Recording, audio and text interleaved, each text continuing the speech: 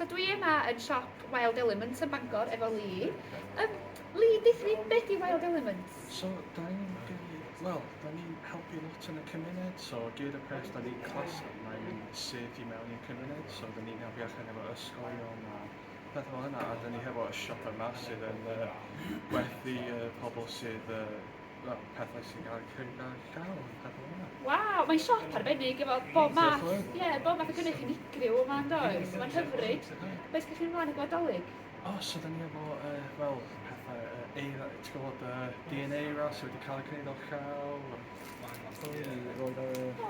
coeden a seren a canwyth a pethau fel hynna.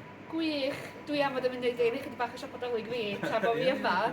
Diolch yn fawr I chi am y gwaith, dwi'n ymwybodol bod chi'n y gwaith arbennig efo pobl ifanc yn yr ardal. A dwi'n annog pobl, dewch I gefnogi'r siop yma, bod hwn yn esiampl sut mae gwario'ch pres yn gallu cael effaith ehangach a dod â buddion ar draws yn cymuned ni. Felly, diolch I chi am croeso, a diolch am bob dim da chi'n neud. Diolch yn fawr.